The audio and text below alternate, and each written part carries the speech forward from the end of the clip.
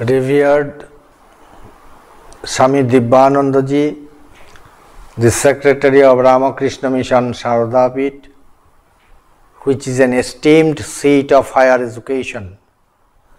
Both Swamis Ekachittananda and Mahapragyananda, Principal and Vice Principal respectively of the Vidyamandir College, learned members of the faculty, brother monks, and most importantly, dear students of Vidyamandir College. I consider this a proud privilege to have the opportunity of participating in this webinar. Man is the maker of history, said Will Durant in his book, The Lessons of History. Standing at the threshold of Platinum Jubilee of our great independence, we remember four great souls: Swami Vivekananda, Deshbandhu Chittaranjan Das, Netaji Subhash Chandra Bose, and Mahatma Gandhi. If we cast a glance at the story of our freedom struggle, we find that our leaders of the freedom movement were sharply divided between two groups, one being led by Mahatma Gandhi, another by Netaji Subhash Chandra Bose. In this context, it's interesting to note that both Gandhiji and Netaji were influenced by Swami Vivekananda. Although we are confined to the discussions on Netaji and Deshbandhu in this webinar, here I would like to move slightly out of context. I must mention that we can't skip Gandhiji. Once Lenin told M.N. Roy, the protagonist of radical humanism, I quote, "As a leader and inspirer of a mass movement in India, Gandhi is objectively and evidently a revolutionary," unquote. Again, amongst the leaders of our freedom struggle, Gandhiji, beyond doubt, was the tallest mass leader. Swami Vivekananda gave a clarion call to the young countrymen. I quote, "Thou too, clad with but a rag round thy loins, proudly proclaim at the top of thy voice, the Indian is my brother, the Indian is my life, India's gods and goddesses are my God, India's society is the cradle of my infancy, the pleasure garden of my youth, the sacred heaven, the Varanasi of my old age. Say, brother, the soil of India is my highest heaven, the good of India is my good," unquote.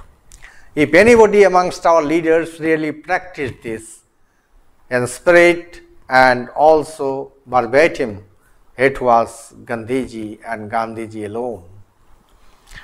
If we peep into Netaji's life, we are convinced that Netaji wanted to become a member of the militia of Swami Vivekananda, which consists of monks only. He came to Swami Brahmanandaji, who advised him to consecrate his life for the cause of our motherland, Bharat Mata. Later on, Subhash Chandra Bose gratefully acknowledged the influence of Ramakrishna Vivekananda in his life and struggle. In a way, India's freedom is the outcome of Swami Vivekananda's blessings. Swamiji told Bal Gangadhar Tilak that India would get freedom most unexpectedly on completion of 50 years from then. Swamiji said this on 14th August evening of 1897, and India got freedom at the stroke of the midnight of 14th August of 1947, exactly after 50 years. What a powerful blessing it was, what an accurate prediction indeed. Friends, I am mentioning all this so that we can take a holistic approach towards assessing these two personalities, namely Deshbandhu and Netaji. The focal point of our discussion is contributions of these two great stalwarts to the freedom struggle of India. While Netaji Subhash Chandra Bose is a household name through the length and breadth of India, Deshbandhu is a household name in Bengal, even after 96 years of his passing away.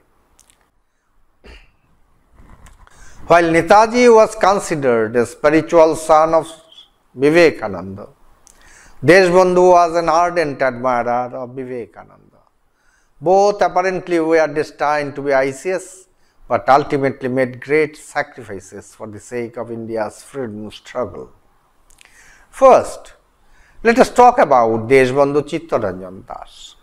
He was a leading figure in Bengal during the non-cooperation movement of 1920 to 1922 and initiated the ban on British-made clothes, setting an example by burning his own European clothes and wearing khadi clothes. He was a believer in non-violence and constitutional methods for the realization of national independence, advocated Hindu-Muslim unity, cooperation and communal harmony, and championed the cause of national education. He resigned his presidency of the Indian National Congress at the Goa session in 1922 after losing a motion on no council entry to Gandhiji's faction. He then founded the Swaraj Party with veteran Motilal Nehru in 1923 to express his uncompromising opinion and position. To say the least, one must admit that Chittaranjan's memory will be cherished by his countrymen as that of a builder rather than a destroyer. When he entered Indian politics, he found political ideals and parties in a most nebulous and chaotic condition. The masses generally and a large portion of the classes were still sleeping in the long night of medieval mysticism and inaction. Chittaranjan tried to awaken his people from this deep slumber and elevated them to a newborn consciousness of nationhood. This will remain the principal landmark of his political work. The whole people brought under a common standard, inspired by ideals of self-help and determination, and set to work out their own destiny without any extraneous aid or help. In his immense sacrifice for political idealism, in risking his health and life for organizing a new political party, and in his integrity, doggedness and tenacity, Deshbandhu had no equal in India. Chittaranjan's sympathy for his countrymen, his spirit of sacrifice, his greedlessness, his courage and magnanimity, his grace and dignity, all together made him a real Chittaranjan. Years before, what Lord Lytton, the then governor of Bengal, had said to Lord Olivier, the Secretary for India in the first Labour government, about the great Indian leader Deshbandhu Chittaranjan Das. Lytton said, Mr. Das in India had the reputation of being particularly upright and scrupulous politician, second only to Gandhi himself in saintliness of character, quote unquote. Later, Rabindranath Tagore summed up in the following beautiful message at his demise. এনেছিলে সাথে করে মৃত্যুহীন প্রাণ মরণে তাহাই তুমি করে গেলে দান. Man truly reveals himself through his gift, and the best gift that Chittaranjan Das has left for his countrymen is not any particular political or social program, but the creative force of a great aspiration that has taken a deathless form in the sacrifice which his life represented. Quoted. Now let us come to Netaji Subhash Chandra Bose. A household name throughout the length and breadth of India. It's a name so mystical, yet a reality, so romantic, yet classical.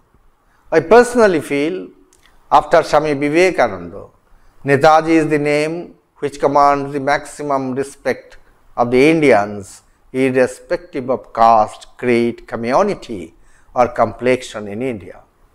He is the second only to Vivekananda, whose name inspires confidence, fearlessness, patriotism, etc. amongst men and women, especially youths. Give me blood and I shall give you freedom is the epitome of his approach and contribution in the freedom struggle. The debate between he died and he didn't die made him not only immortal but also a mystery which will always keep him alive in the hearts of the millions. This has elevated him almost to the level of a mythological deity. Even now, many people strongly believe that Netaji is still alive.